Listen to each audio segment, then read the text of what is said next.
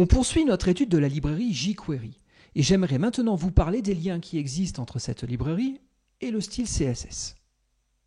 Alors, tout comme on l'a fait pour les tutos précédents, je vous propose de s'appuyer sur mon support de cours et donc vous le retrouvez sur le site cours.fr. Vous allez dans la section développement web et donc dans le menu latéral à ce niveau-là, vous choisissez mise en œuvre de jQuery. On en est au chapitre sur les manipulations de style CSS. Très bien. Alors, en vérité, on a déjà parlé d'un certain nombre de points par lesquels je vais commencer. Je vais faire quelques petits rappels, quelques petits compléments aussi d'informations, et puis après, on verra pas mal de nouveautés.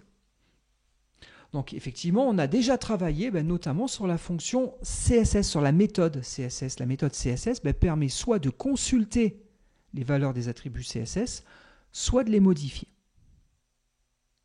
Regardez, je vais commencer comme ça. Ici, j'ai 3 divs. Chacun de ces divs a une couleur, pourquoi pas. Et donc regardez ici, je vais faire un Open With dans un browser. Et donc vous avez les 3 divs qui sont présentés. Ce que je peux faire, c'est dire je récupère la sélection qui correspond à l'ensemble de mes divs. Et sur ces divs, je peux définir une caractéristique CSS, pourquoi pas le width. Et je peux le fixer à la valeur 200 pixels, pourquoi pas. Je réactualise, et donc notez, mes 3 divs sont bien passés avec une largeur de 200. En vérité, je peux changer soit une caractéristique CSS, et c'est ce qui est fait ici. Donc là, j'ai passé 2 paramètres de type chaîne de caractères. Le nom de la caractéristique CSS et la valeur. Mais en vérité, je peux aussi définir tout un ensemble d'éléments CSS. Ici, je définis le width. Alors dans ce cas-là, je suis en train de définir un objet JavaScript. Donc l'attribut c'est width, la valeur 200 pixels. Et je peux ici mettre d'autres attributs, 8, et mettre d'autres valeurs. Bien entendu, je n'oublie pas de terminer ma définition d'objet JavaScript. Dans ce cas-là, j'ai défini 2 caractéristiques CSS sur chacun de mes objets, sur chacun de mes divs. Très bien. Maintenant, je peux aussi utiliser la méthode CSS pour récupérer une caractéristique de style CSS. Regardez, si je reprends le support, donc à ce niveau-là, je propose un exemple où j'ai un div. Bon, il s'appelle ici démo, il a une classe démo qui lui est appliquée. Notez que, outre la classe, je définis un style CSS spécifique à ce tag qui permet de définir une couleur à rouge. Donc effectivement, ici j'ai une capture d'écran, mon texte s'affiche bien en rouge. Maintenant, si je me reporte sur la définition de la classe démo que j'ai appliquée à mon div, effectivement, ce démo définit un background, il est vert. Eh bien, regardez, ici, je cherche à récupérer la caractéristique color et background qui sont appliquées à mon titre. Ici, j'ai préféré, plutôt que de mettre une sélection sur tous les éléments qui ont la classe démo, j'ai préféré utiliser un identifiant unique. Donc bien entendu, mon tag, ici un H1, a un ID unique, myTitle. Dans tous les cas, j'affiche la couleur et j'affiche le background. Eh bien regardez, ce qui va se passer, c'est un peu particulier. Je vais afficher ma console de debug, et donc la couleur, tout va bien. Bon, notez néanmoins, j'avais ici spécifié une constante. À ce niveau-là, je récupère l'ensemble des composantes RGB. Donc ici, on est à fond dans le rouge. Par contre, là où c'est subtil, c'est que le background, au lieu de m'afficher simplement la couleur, il m'affiche tout un ensemble d'informations. Alors ça, je ne sais pas si vous connaissez déjà un petit peu ces possibilités ou pas, mais je voudrais y revenir quelques instants. Regardez, je reprends ma définition de style CSS qui est ici, et donc, je peux définir un certain nombre de choses. Alors là, j'avais background color, mais regardez, je remets background tout court. Rien ne change, ça marche toujours pareil. Vous avez vu, mon titre de niveau 1 s'affiche bien en rouge sur vert. Maintenant, si je fais CTRL espace à ce niveau-là, on s'aperçoit qu'en vérité, on a plusieurs caractéristiques CSS. On en a une qui s'appelle background, et on en a un ensemble d'autres qui sont background-quelque chose. À chaque fois que vous rencontrerez cet exemple, ce schéma-là, en gros, celle qui n'a pas le tiret correspond à l'agrégation de toutes les autres. Effectivement, je pouvais définir un background-color, mais je pourrais, outre la couleur, mettre un background -image par exemple. Ça me permettrait, si mon image était transparente, un PNG transparent, d'avoir une image qui serait par-dessus mon fond avec la couleur que j'ai sélectionnée. Du coup, je pourrais contrôler la position de mon image, est-ce qu'elle est centrée ou non. Je pourrais contrôler la répétition de cette image si jamais elle était plus petite que la fenêtre que je cherche ou le tag que je cherche à décorer. Et puis on pourrait avoir le background size qui me permettrait de contrôler la taille de mon image. Bon, soit je veux tout définir d'un coup et j'utilise la caractéristique background, soit je veux les définir à l'unité. Dans ce cas-là, je fournis chacune des valeurs pour mes propriétés. Du coup, ici, en vérité, c'est le background color qu'on a spécifié uniquement. Je n'avais qu'une seule information. Je n'ai pas mis d'image, je n'ai pas mis de taille, de répétition et ainsi de suite. Du coup, comme je récupère le background, je récupère l'intégralité des autres informations. Si j'avais voulu avoir que la couleur, j'aurais dû mettre un background color. Dans ce cas-là, je récupère que ma couleur. Et là, cette fois-ci, on a bien uniquement le vert. Regardez un autre exemple qui me vient à l'esprit. J'aurais pu choisir, pourquoi pas, de vouloir mettre une bordure. Dans ce cas-là, je fais border, allez, 5 pixels, histoire que ça se voit bien. On va lui dire que ces pixels seront blue. Voilà. Et je veux un type de tracé solide. En gros, je veux que la bordure soit en trait continu. J'ai bien ici ma bordure qui s'applique. J'aurais pu travailler différemment. Pourquoi ? Regardez, je me mets au niveau de border, là je fais CTRL espace, et comme tout à l'heure, je vois bien plein d'autres borders tirer quelque chose. Donc regardez, je commente cette ligne, et à la place, j'aurais pu dire border tirer. Et vous voyez, vous avez ici donc un certain nombre de caractéristiques. Par exemple, le width. Pourquoi pas, c'est 5 pixels. J'aurais pu spécifier unitairement ma couleur. Et j'aurais dit que c'était, allez, je change, histoire de vérifier que ça prenne bien du black. Donc on devrait avoir une bordure noire. Et puis encore une fois, je peux mettre un border style. Et donc je dis, je veux tracer un trait plein, solide. Regardez, je réactualise. Bon, là, on avait le détourage bleu. Maintenant, j'ai un détourage noir. Donc, mes définitions de style CSS se sont bien appliquées. Donc, ici, j'ai défini ces 3 caractéristiques. Pour autant, si ce que je cherche à afficher, c'est le border, notez bien qu'il me récupère mes 3 informations, à savoir ma taille, mon type de trait, ma couleur de bordure, à savoir du noir. Bon. Donc à savoir, il y a plein de caractéristiques CSS comme ça qui en vérité sont des agrégations de plusieurs autres valeurs. Dans ce cas-là, vous avez toutes les autres valeurs qui sont proposées avec exactement le même préfixe suivi d'un tiret et de quelque chose derrière. Par exemple, border, et puis border width, border color et border style. Parfait. Allez, je retire mes bordures, c'était juste un petit exemple pour vous montrer comment ça marchait. Très bien, et puis ici, pourquoi pas, je remets mon background initial. Très bien, tout semble fonctionner correctement. Donc on poursuit. Et notez que, dernier petit point de détail, on en avait aussi parlé, mais quand vous cherchez à récupérer des caractéristiques de style CSS comme ça, à savoir si votre sélection a retourné plusieurs éléments, ça pourrait être mon cas ici. Je cherche à récupérer tous ceux qui ont une classe de style démo. Ça pourrait représenter plusieurs tags. Bon, dans mon exemple, j'en ai qu'un seul, mais ça aurait pu être un ensemble de tags. Dans ce cas-là, CSS, si vous l'utilisez non pas en modification, mais en consultation, vous renvoie la valeur que, uniquement que, pour le premier élément. À ne jamais oublier. Regardez, on peut le tester, ce que je viens de dire.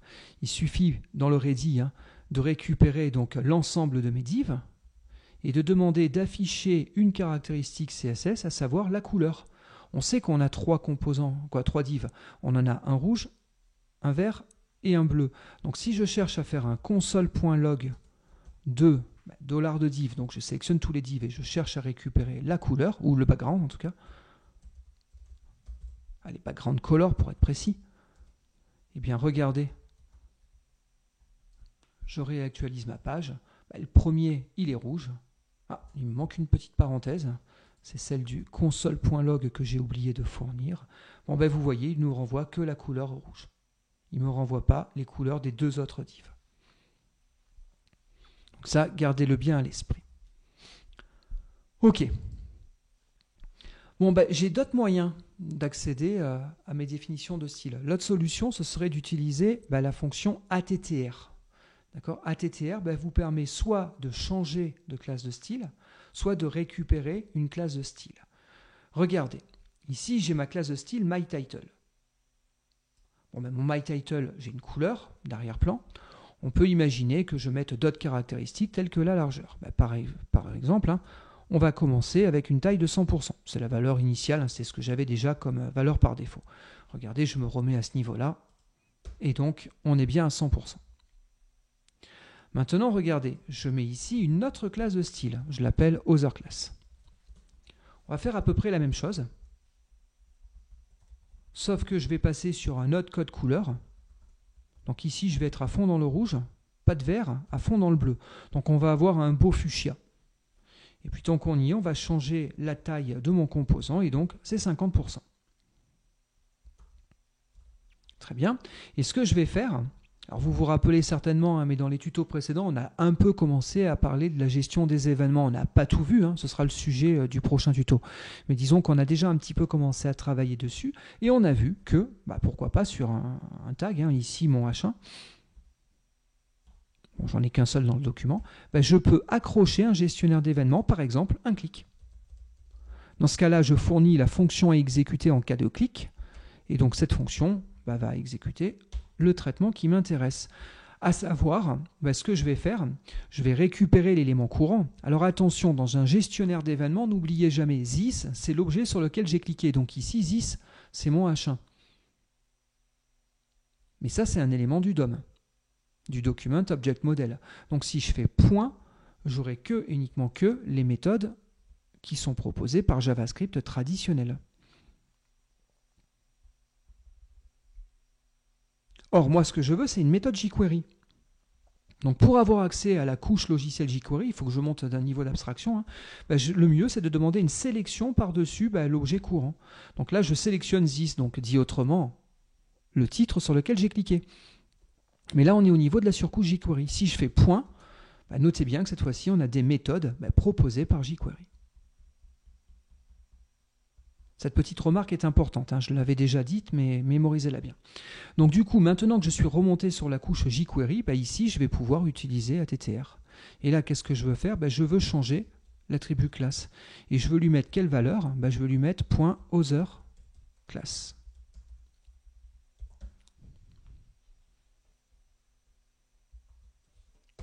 Regardez, je clique sur mon titre, et on a eu un changement de style. Alors, ce n'était pas exactement ça que je m'attendais à voir, mais on a eu un changement de style. Alors, qu'est-ce que j'ai fait comme bêtise ? Pourtant, mon background color me semble cohérent. Ah oui, là, c'est parce que j'ai mis un point à ce niveau-là. Autant pour moi. On met le point au niveau de la définition de style CSS. Bien entendu, quand je fixe le nom de la classe, je ne remets pas le point. C'était une petite erreur de ma part. Et donc, notez, cette fois-ci, j'ai bien mon tag donc avec un arrière-plan fuchsia et avec une taille de 50%. Je vais revenir sur cette manip dans quelques instants. Mais en tout cas, pour le moment, tout marche bien. À savoir, vous pouvez aussi appliquer plusieurs classes de style CSS. Ici, si je mets CLS2, voilà, dans ce cas-là, il faut que ce soit séparé par un espace, et toutes les caractéristiques définies à ce niveau-là, plus toutes les autres caractéristiques définies à ce niveau-là, vont s'appliquer sur les éléments de la sélection. Donc ici, sur l'élément cliqué. Donc, on peut appliquer plusieurs classes de style CSS. Elles se cumulent. Très bien. Je finis par une petite digression, mais vous avez vu il y a quelques instants, ici j'ai fait CTRL espace pour avoir l'accès à la complétion automatique, ce qui me permet de retrouver un petit peu les choses auxquelles j'ai le droit. Alors il faut savoir, ça c'est pas forcément fonctionnel de base en Eclipse. Donc dans le premier tuto que j'avais dédié à jQuery, j'ai présenté un plugin qui s'appelle Tern. C'est un plugin Eclipse et c'est lui qui me permet d'avoir la complétion, y compris au niveau de jQuery. Donc si jamais dans votre Eclipse vous faites CTRL espace et que vous n'avez rien à ce niveau-là, conseil, installez le plugin Tern. D'accord ? Je vous renvoie sur le premier tuto pour de plus amples informations à ce sujet-là. Digression terminée. Du coup, je poursuis. Et donc, ce dont je voudrais vous parler maintenant, c'est des changements de taille de mes composants graphiques. Alors, en vérité, j'ai plusieurs techniques qui s'offrent à moi. Regardez, je reviens ici. Première technique, je vais utiliser ce que je vous ai montré tout à l'heure, à savoir le fait de récupérer une sélection sur l'ensemble des divs, et donc je peux utiliser, pourquoi pas, la méthode CSS pour enchaîner un certain nombre de modifications. On avait vu, ça marchait relativement bien, et donc j'avais ici mes 3 carrés. Bon, je peux travailler différemment. Ce que je peux faire, c'est dire, je vais récupérer ma sélection, et au lieu d'utiliser ici des définitions CSS, je vais plutôt préférer utiliser des méthodes. Alors, il faut savoir, quand on travaille au niveau CSS, quand vous fixez des tailles, vous êtes obligé de spécifier l'unité avec laquelle vous voulez travailler. Si jamais vous travaillez avec les méthodes jQuery, donc il y en a 2 qui vont m'intéresser, il y a width qui me permet de récupérer la taille en largeur et height, la hauteur. Ici, je peux spécifier juste une valeur numérique. Dans ce cas-là, l'unité sera par défaut le pixel. Si je le souhaite, je peux spécifier autre chose, le height, et donc là, je peux mettre une unité quelconque. Alors je pourrais mettre des pourcents, des centimètres, des EM, je peux mettre ce que je veux, mais dans ce cas-là, j'ai la possibilité de fixer mon unité. Regardez au niveau de la diapositive, ici je rappelle quelques exemples d'unités, mais ce n'est pas les seuls, je peux aller beaucoup plus loin. Alors vous allez me dire, ok, on a compris, on utilise ici des méthodes, on fait tourner le design pattern builder, on en a déjà parlé dans les tutos précédents, donc à chaque fois je renvoie la sélection en cours. Ici j'ai sélectionné mes divs, j'applique pourquoi pas des changements de style CSS, je vais y revenir, ça me renvoie quoi? La sélection. Je continue, je change la taille, ça me renvoie quoi? La sélection, et je réenchaîne un height sur la sélection. Alors vous allez me dire, pourquoi avoir gardé ça? Parce que, à défaut de code supplémentaire, mes 3 divs sont les uns en dessous des autres. C'est quoi qui fait que mes divs sont les uns en dessous des autres? En vérité, c'est une caractéristique CSS. C'est la caractéristique display. Regardez, je vais aller modifier mon display. Alors en vérité, quand je dis modifier, le premier coup, là, je ne vais pas réellement le modifier. Pour le moment, je vous mets la valeur par défaut. La valeur par défaut, c'est bloc. Attention, c'est la valeur par défaut pour des divs. Pour d'autres types de tags, c'est d'autres valeurs qui sont utilisées à ce niveau-là. Mais un div, par défaut, son display, c'est bloc. Regardez, pour le moment, rien ne change. J'ai mes 3 divs. Maintenant, j'aurais pu mettre une autre valeur. Allez, une autre valeur possible, c'est inline. Je sauvegarde. Là, j'ai un souci. C'est que j'ai bien mis mes 3 divs les uns à côté des autres. Imaginons que vous voulez les 3 carrés affichés à la suite, sur la même ligne. Dans ce cas-là, le inline aurait pu être intéressant, sauf que le inline vous impose le fait que la taille elle est calculée de manière automatique. Je ne peux plus contrôler la taille. Quand là, j'ai mis mon width et mon height, j'ai plus aucun moyen de changer la taille de mes éléments. Même si j'avais utilisé la technique CSS, en utilisant le width et le height CSS. Dans tous les cas, je n'aurais pas pu contrôler la taille de mes divs. D'accord? Donc inline, les éléments sont en ligne, littéralement, les uns à la suite des autres. Par contre, on ne contrôle pas la taille. D'où une 3e valeur. Alors vous allez me dire, ok, mais comment on les devine les valeurs? Au pire, vous vous mettez dans du CSS comme ça. Vous tapez display, 2 points, et là vous avez un ensemble de valeurs qui sont autorisées. Bon, vous voyez les 3 premières valeurs, c'est les 3 avec lesquelles je suis en train de discuter. Et donc il nous reste à parler du inline block. Regardez, j'enlève ça. Ici, je mets inline-bloc. Et dans ce cas-là, on a le juste milieu entre le inline et le bloc. Le inline, il dit quoi? Il dit que je veux que mes 3 éléments sont les uns à la suite des autres et non pas les uns en dessous des autres.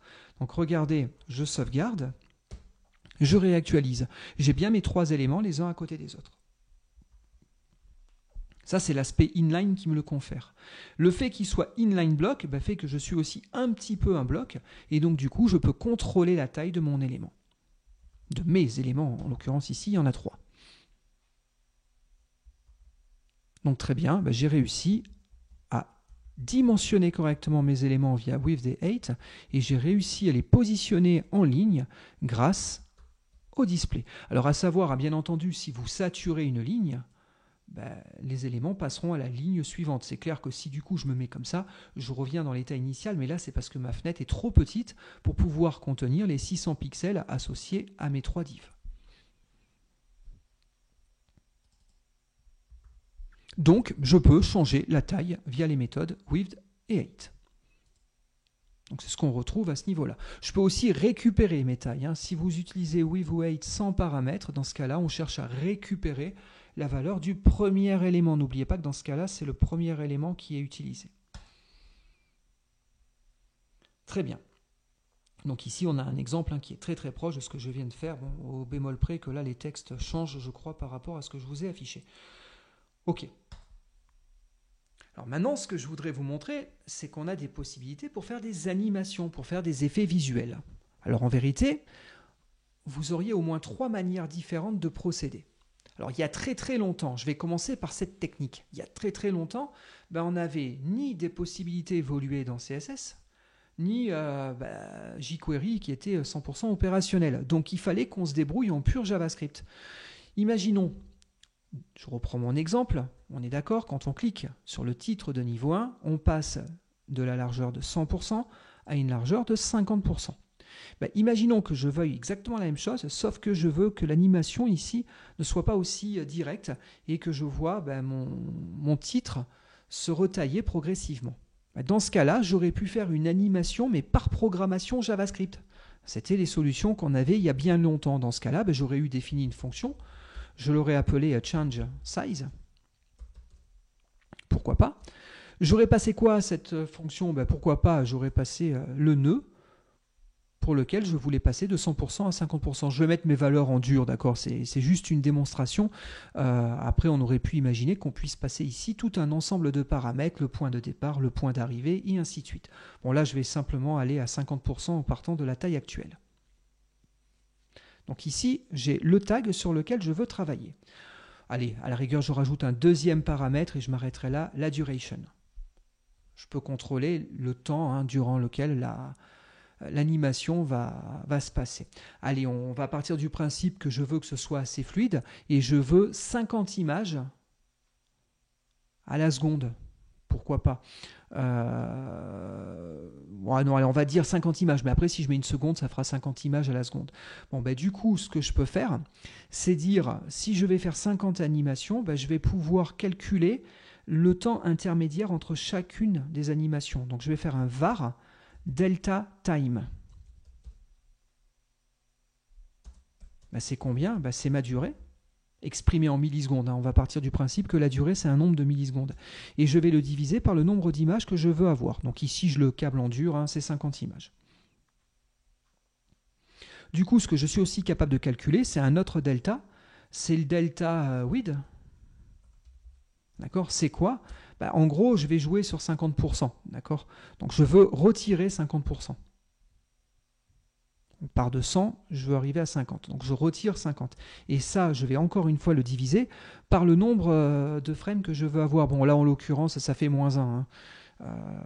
Mais c'était pour décomposer un petit peu le process. Si on imagine qu'on puisse passer les valeurs en paramètres, dans ce cas-là, il faudrait garder des fonctions.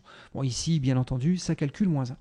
À chaque step, je vais retirer 1% sur la taille de ma fenêtre, de mon H1.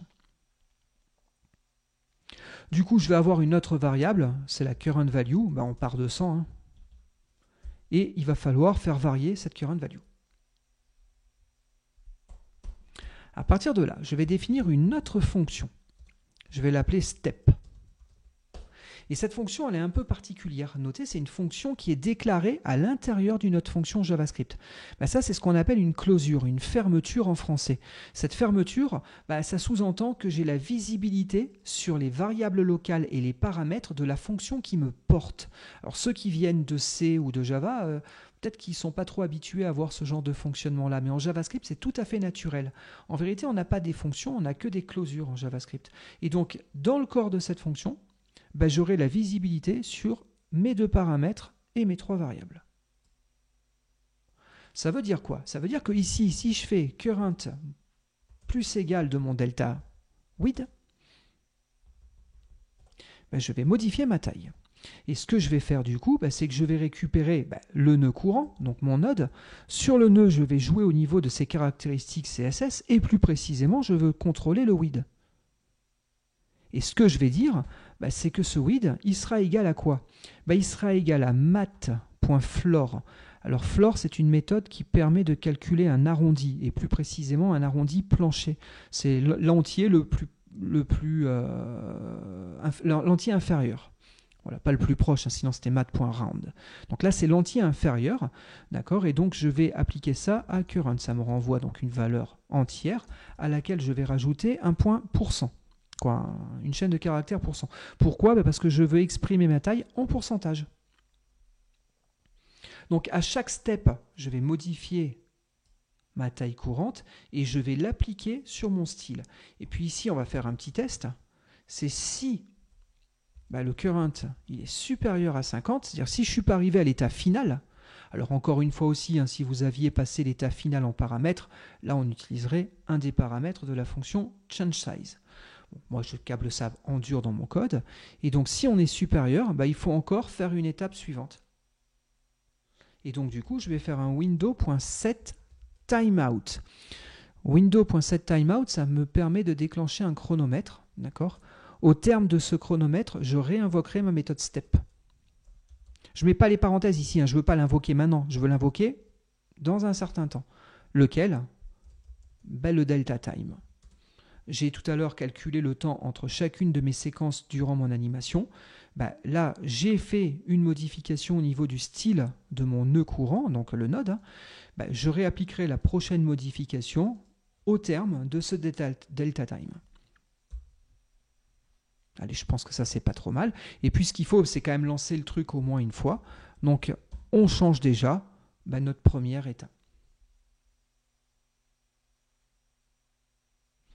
J'étais en train de relire mon code. Je pense que tout est à peu près propre. Je n'ai pas dû trop me tromper. Donc, normalement, si je reviens ici et que je prends donc mon gestionnaire de clics sur le H1, au lieu de changer de classe de style, ici, ce que je vais faire, c'est simplement lancer ma fonction changeSize. Sur qui? Sur this, sur l'élément sur lequel je viens de cliquer. Allez, on va tester si cette manière de faire fonctionne. Vous avez vu, j'ai réduit mon élément à 50, le tout avec une durée particulière. Je n'avais pas fixé de durée, donc ça a été très rapide. Il a pris 0, c'est-à-dire qu'il s'est relancé systématiquement. Là, j'avais quand même oublié de fixer la taille, donc la durée. Donc vous voyez ici, je recommence avec une durée d'1 seconde. Voilà, c'est un petit peu plus joli. Je peux contrôler, si je veux que ça dure plus longtemps, je peux changer ma durée. Très bien. Bon, ça marche bien. Ça nous permet de faire des animations. Là, j'ai travaillé sur la largeur, mais j'aurais pu travailler sur plein de caractéristiques CSS. La largeur, la hauteur, les couleurs, que j'aurais pu aussi faire varier composante par composante. Donc, je suis en mesure de faire pas mal de choses. Donc, c'est bien. Mais j'ai envie de dire, c'est pas complètement si bien que ça, parce que ça nécessite un certain volume de code. Donc ça, c'est vraiment du JavaScript un peu archaïque. Alors j'ai une super bonne nouvelle pour vous, c'est que maintenant on a une autre manière de faire ça. Regardez, je vous laisse le code pour information, au cas où vous souhaiteriez encore le reprendre, mais disons que ce que je vais plutôt faire, c'est revenir sur la technique de tout à l'heure. Ici, là, j'avais changé ma classe de style CSS. Donc ça me plaît bien. Moi, quand je veux faire des animations, je reconnais que c'est plutôt l'approche que je vais avoir. C'est-à-dire que je vais travailler avec du CSS pur et dur, et puis je vais simplement changer la classe. Maintenant, au niveau de mes définitions de style, là, je vais pouvoir faire des choses un petit peu sympathiques. Et regardez ici, je vais pouvoir faire des transitions. Et donc, par exemple, tout ce qui est transition sur le background, je veux que ça dure 1 seconde.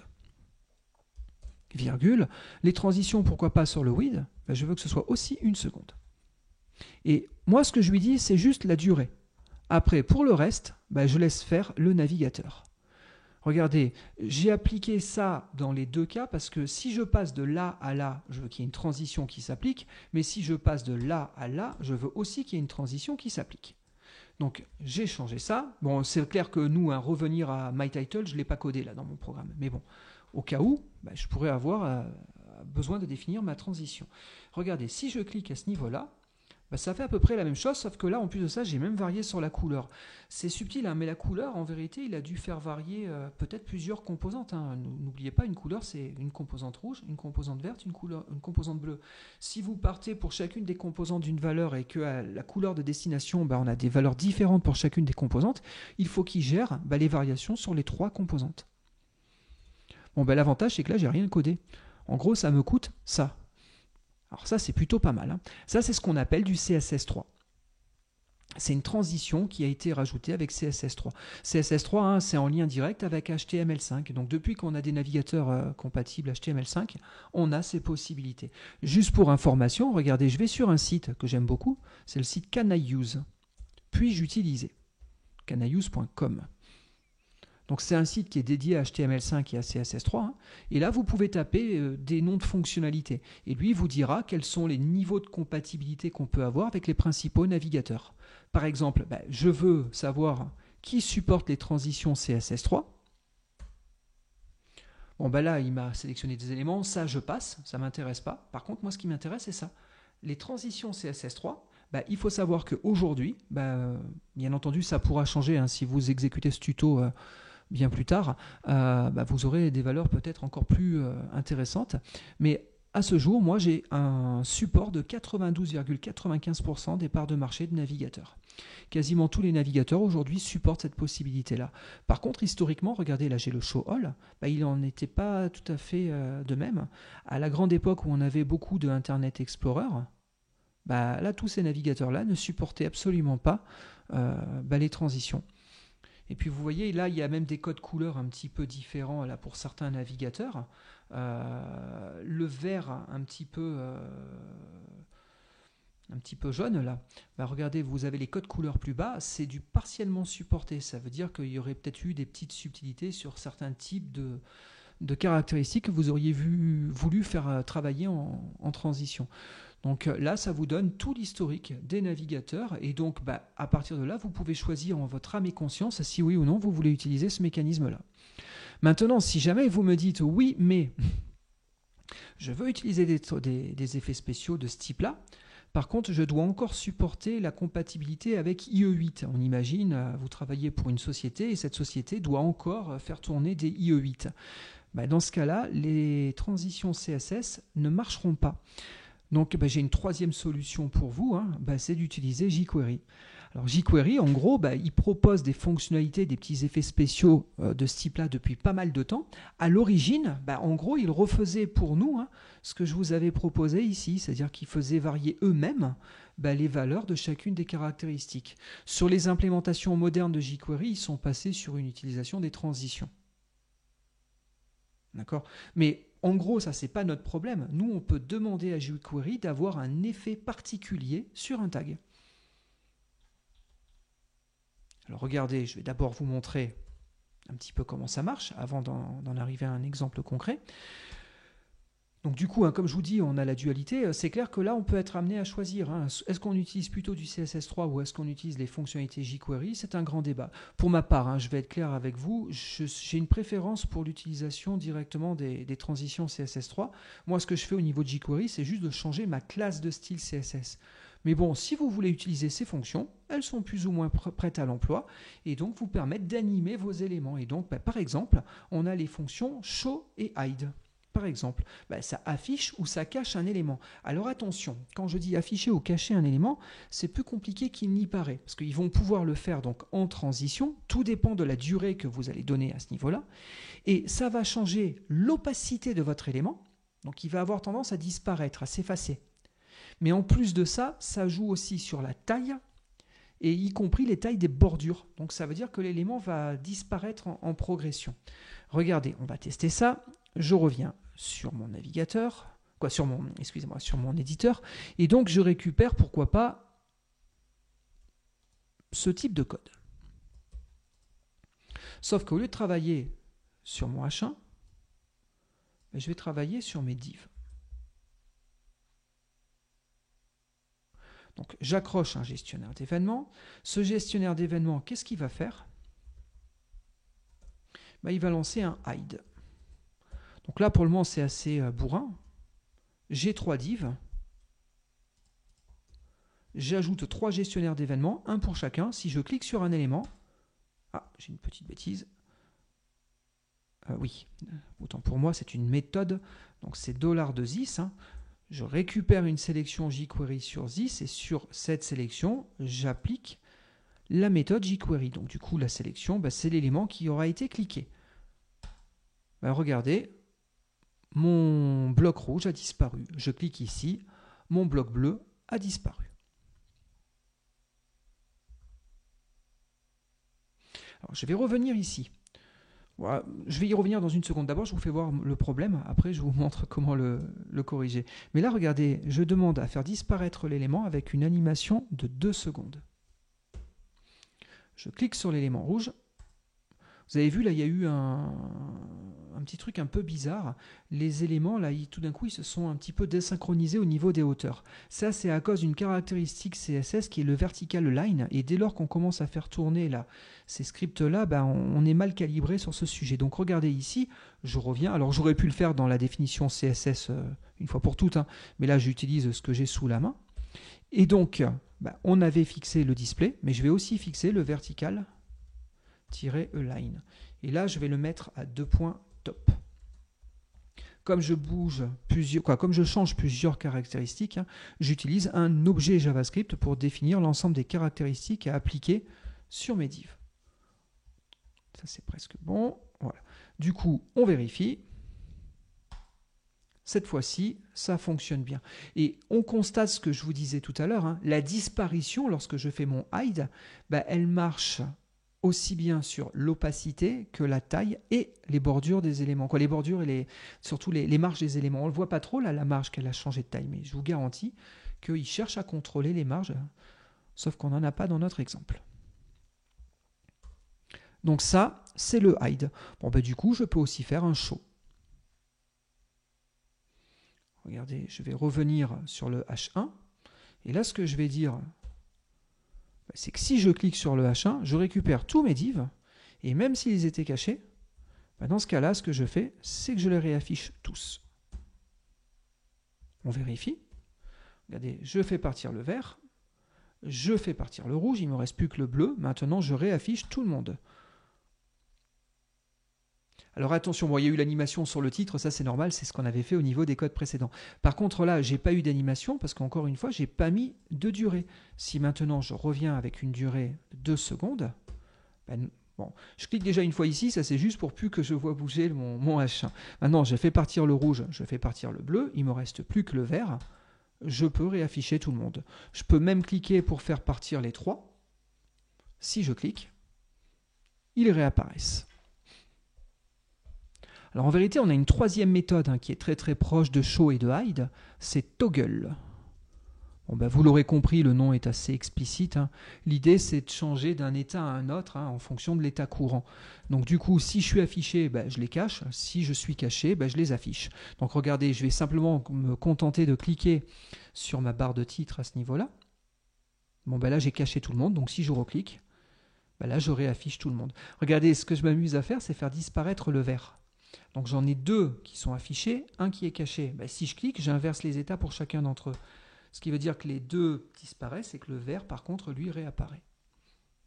Donc ça, c'est la méthode toggle qui me permet de contrôler la visibilité de mon élément en changeant son état en fonction de l'état courant.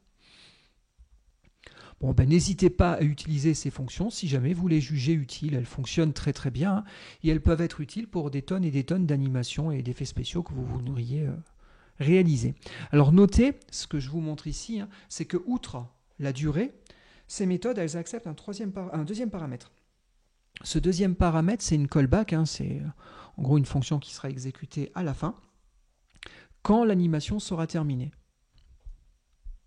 Je reviens ici. Et vous voyez, quand je clique sur un élément et que je le cache, là, je peux avoir une fonction qui va dire, je vais faire un console.log, ça suffira.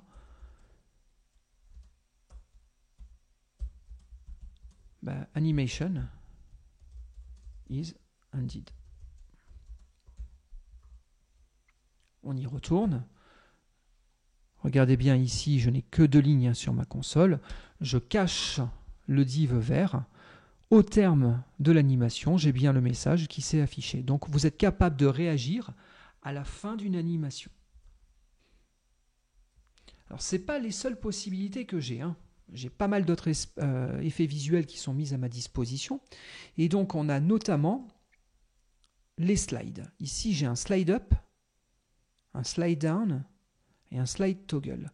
Ça me permet de faire disparaître mes éléments ou de les réafficher, mais avec un effet de déroulement vertical. Regardez, le mieux, pour se comprendre, c'est de le voir tourner. Ici, au lieu de faire un hide, je vais faire un slide down. Slide up. Slide up, ça cache mon élément. Si je reclique sur H1, je veux réafficher tous ceux que j'aurais, pourquoi pas, cachés. Donc, slide down. Donc, on va avoir un effet vertical. Si je remonte, je vais fermer mon élément. Si je down, si je descends, je vais réafficher mon élément. Regardez, je reviens ici. Ça, c'est un slide down. Slide up, excusez-moi. Là, j'ai un autre slide up. Si je reclique à ce niveau-là, là, j'ai des slide down et donc mes deux éléments réapparaissent. Donc, c'est tout bête, mais imaginez, vous souhaitez mettre en œuvre des composants de type accordéon. On peut sans aucune difficulté s'amuser à utiliser ces fonctionnalités parce qu'un accordéon, donc la plupart du temps, on a différents panneaux, sauf qu'un seul des panneaux peut être ouvert en même temps. Donc si j'en ouvre un nouveau, je ferme le précédent. Et donc du coup, ça veut dire un slide down, un slide up. Bon, soyons clairs. Vous pouvez essayer de faire un accordéon en guise de démo, c'est un très très bon exercice. Mais dans la vraie vie, on ne le fera pas. Pourquoi ? Parce que jQuery propose un certain nombre de composants graphiques complémentaires, un certain nombre de widgets. On y reviendra. Ça fera le sujet d'un prochain tuto. Mais notez, on a des composants accordéon qui nous sont offerts par jQuery. Je vous montrerai ça en temps et en heure. Mais voilà, en attendant, vous pouvez éventuellement vous amuser à coder un petit accordéon. Donc très bien pour cette démonstration. Alors je crois avoir fait une bêtise tout à l'heure, c'est que là du coup tout s'est réaffiché sur la première slide. Donc je reviens au niveau de mes effets visuels. Donc très bien. On vient de voir donc les slides. Alors c'est pareil, le slide toggle, vous l'aurez compris, c'est si je suis fermé, ça ouvre, si je suis ouvert, ça ferme. D'accord, on peut s'y amuser au passage, c'est assez rapide à faire. Ici, au lieu de faire un down, je fais un toggle. Voilà. Et bien regardez, si je réactualise cette page, ils sont tous ouverts. Je suis en train de tous les fermer. Donc là, il y a un slide up qui a été mis en œuvre. Je reclique, on a 3 slide down qui ont été mis en œuvre. Donc parfait, on a notre animation. Du coup, c'est pas fini. On a encore d'autres possibilités. On peut utiliser les fades. Alors les fades, c'est un petit peu comme ce qu'on a vu tout à l'heure. Ça va jouer sur l'opacité, mais que l'opacité. Un hide, ça cache l'élément et donc vous avez vu, il y avait un effet de disparition, y compris sur l'opacité. Mais on changeait aussi la taille. Tandis que là, les éléments ne vont pas bouger en termes de position. Regardez, je refais un toggle tout court. Donc ça fait des show ou des hide. Je reviens à ce niveau-là. Si je clique, on voit bien que l'opacité change, mais on a aussi la taille. Donc les éléments bougent. On a cet effet d'animation et de mouvement qu'on observe quand on fait soit des shows, soit des hide. Si jamais je vais faire un fade toggle, je vais changer l'affichage de mon élément par opacité. Et donc du coup, regardez, là ils disparaissent. Mais par contre, il ne bouge pas en termes de taille. C'est-à-dire que la taille de l'élément reste la même. D'accord ? Mais par contre, on a un effet d'apparition ou de disparition de l'élément. Bon, ça, c'est pas un show ou un hide, ça, c'est un fade out. Je les ai ici. Ou un fade in. In affiche, out efface. On a aussi le fade to. Fade to, c'est je suis dans une opacité donnée. Allez, on imagine, on est à 0,5. Je peux lui demander de monter à 0,8. Tout simplement. Regardez bien, hormis le fade to, qui lui prend la nouvelle opacité de destination, mais sinon pour les autres, c'est assez similaire à ce qu'on avait vu avec show et hide. C'est pareil pour les slide up et slide down. Dans tous les cas, on peut passer une durée Vous contrôlez le temps nécessaire pour l'animation et vous pouvez être notifié à la fin de l'animation. Regardez, j'ai un petit exemple qui me vient en tête. Je vais revenir là sur mes divs et je vais coder une fonction à moi. Cette fonction, je vais l'appeler toggle. Alors, ok, il y a bien une méthode toggle dans jQuery, je vous l'accorde, mais ça, c'est la mienne. Et donc, qu'est-ce que je vais dire ici? Ben, je vais dire $de div. Donc, je fais une sélection sur l'ensemble de mes divs, et donc je vais faire un toggle pour changer donc l'affichage. Donc, on va avoir des show ou des hide. Parfait. Ce que je veux, c'est contrôler la durée. Ça va durer 2 secondes. Et ce que je vais dire, c'est que je vais avoir une fonction qui va me permettre de relancer un traitement. Et là, regardez, il faut bien faire le distinguo entre la méthode jQuery toggle et la fonction toggle qui est à moi. Ben, ici, dans ma fonction, carrément, plutôt que même j'allais faire une bêtise, je peux carrément faire ça. C'est encore mieux. C'est-à-dire que je passe ma fonction. Ça veut dire qu'au terme de l'animation, c'est ma fonction à moi qui sera réinvoquée. Quand je clique sur le H1, allez, j'enlève les animations sur le titre, ça a tendance à m'agacer. Et donc, ce que je vais simplement faire, c'est invoquer ma fonction toggle. Bien, regardez, si je clique, mes éléments se cachent. Mais du coup, ben, on a relancé un toggle, il s'affiche. Du coup, il se recache, il se réaffiche, et ainsi de suite. À chaque fois qu'on finit une animation, ben, le problème, c'est qu'on relance l'animation sur l'élément. Et donc, du coup, ben, ça donne ce petit effet un peu particulier d'affichage et d'effacement perpétuel. Pourquoi pas? Alors, pourquoi j'ai fait ça? Ben, j'ai fait ça pour vous expliquer une autre méthode. L'autre méthode, c'est delay. Regardez, j'ai dit ici que j'enclenche donc un toggle sur les éléments de la sélection. Mais ce que je peux faire, c'est retarder l'effet. C'est-à-dire que ça, je le fais 2 secondes après. À partir du moment où vous allez utiliser un delay ici, bah, ça va retarder cet effet-là de la durée que vous aurez spécifiée à ce niveau. Regardez, je relance ma page et j'y vais. Là, la fonction vient de déclencher. Et ben, vous avez vu, elle a déclenché avec un délai. Et donc, du coup, ben, on retarde le traitement d'un certain temps. Donc ça peut être sympathique, si vous voulez laisser un laps de temps avant d'enchaîner un effet visuel quelconque.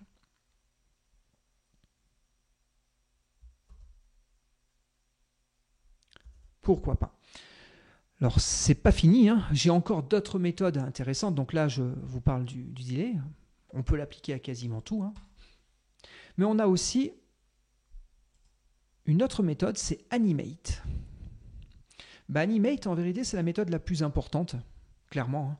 Tout ce que je viens de vous montrer précédemment, en vérité, utilise animate. C'est des raccourcis vers cette fonction-là. Et cette fonction animate, elle me permet d'animer une ou plusieurs caractéristiques CSS. Alors notez qu'on y retrouve la durée, on y retrouve une callback qui sera déclenchée en fin de traitement. Par contre, en premier paramètre, on va passer l'ensemble des éléments CSS qu'on veut faire évoluer. Et puis on aura aussi la possibilité à ce niveau-là de pouvoir avoir des plugins d'effets particuliers qu'on pourrait utiliser, mais ça je passe pour le moment. Du coup, je vous propose ici un petit exemple. Et donc vous voyez, je fais un animate, et cet animate, il va jouer sur ces paramètres-là. Ces paramètres, ils sont définis ici, hein. C'est le font size et le border width. Je passe de la taille actuelle à une taille de 100 pixels, et de la taille du bordure actuelle à une bordure de 20 pixels. Et le tout, je l'anime sur 5 secondes, et je veux être notifié à la fin de mon animation. Bon, dans ce cas-là, utilisez animate. Allez, on va la tester, on va faire un petit exemple. Du coup, je vais faire exactement la même chose que ce que je vous propose, à savoir, on va animer, je vais rester sur le H1, là pour le coup, je vais animer mon titre. Et donc, on va faire un var CSS values, Et là, il y a un petit point de détail qu'il faut bien comprendre. C'est que cette fonction animate doit utiliser les noms en camel case et non pas les noms CSS au sens strict du terme. Sans quoi ça pose un petit problème. Donc s'il y a des moins dans le nom de la caractéristique CSS, vous l'enlevez le moins et vous remplacez par une majuscule sur la première lettre. Donc le font-size devient font size avec un S majuscule. Bon, ben pourquoi pas, on y va. Font size. Oups là. C'est parce qu'en vérité, il va faire ça via JavaScript. Et via JavaScript, il faut avoir le nom JavaScript et non pas le nom CSS. Donc là, je veux arriver à du... allez, on va faire du 40px. Allez, du 60. On va un peu gonfler la taille de notre élément. Et puis, on va aussi avoir une border size qu'on va faire monter à 20px. Ça c'est parfait. Je vais quand même définir ici des informations de bordure sur mon titre. J'en avais mis précédemment mais je les ai effacées. Donc là je vais les remettre. Je vais faire un border de points. Par défaut c'est 0px. Je veux donc effectivement un type solide pour le type de tracé. Et je veux une couleur, pourquoi pas du bleu. Soyons fous. Bon, du coup on va partir de l'état 0. L'idée c'est d'arriver à 20 pixels. Et j'ai fait une bêtise, c'est ici border size si vous voulez que ça marche. Et donc, je récupère le nœud sur lequel j'ai cliqué, à savoir mon H1. Et sur lui, je vais faire un animate. J'animate qui mes CSS values, parce que j'en ai plusieurs. La durée, 2 secondes. J'ai pas d'effet particulier et ce que je veux, c'est être notifié, pourquoi pas. Et donc, à la fin, j'afficherai console.log. Yes. Voilà, juste pour vérifier que tout marche correctement. Bon, on va tester. Regardez, je reviens ici. Bon, c'est clair, quand je clique sur mon H1, ça va encore une fois relancer l'animation à ce niveau-là. Mais ça, c'est un point de détail. Mais regardez bien, on a eu le changement de taille. Par contre, j'ai dû me tromper sur la caractéristique. C'est ce que je me disais. C'est border width et pas border size. J'ai ripé là, j'ai copié-collé ce qu'il y avait de l'autre côté. Et donc, regardez, on est bien passé d'une taille de bordure de 0 à la taille demandée. Bon, Animate permet d'impacter plusieurs caractéristiques CSS en même temps. À la différence des méthodes précédentes, bien que show et hide et toggle, tant qu'on y était, animer malgré tout plusieurs caractéristiques. Bon, voilà qui clôt ce que je voulais vous montrer au niveau de ces animations. Donc, je réinsiste bien à ce sujet-là. Il y a quand même 2 possibilités. C'est soit vous faites confiance à jQuery. C'est vrai que c'est simple d'emploi. Il y a des petites fonctions très pratiques qui permettent d'avoir des effets sympathiques. Soit vous préférez travailler en CSS moderne, pur et dur. Dans ce cas-là, vous avez juste qu'à changer le nom de la classe.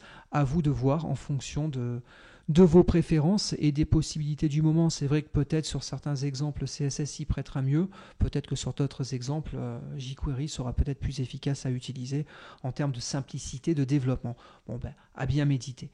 Bon, dans tous les cas, voilà ce que je voulais vous montrer donc sur ces possibilités. J'espère que le tuto vous a plu. N'hésitez pas à le repartager et à me mettre un j'aime si jamais vous l'avez apprécié. On est loin d'en avoir fini avec jQuery. Et donc, dans le prochain tuto, ce que j'aimerais faire, c'est revenir plus précisément sur les possibilités en termes de gestion d'événements. On a vu ici, on peut accrocher des gestionnaires d'événements. On sait déjà faire des clics, c'est pas mal. On sait faire des ready aussi sur le document, très bien. Mais il s'avère qu'il y a plein d'autres possibilités que j'aimerais vous montrer pour aller un petit peu plus loin sur ces sujets-là. Bon, du coup, je vous remercie de votre attention et puis je vous dis à très vite pour le prochain tuto.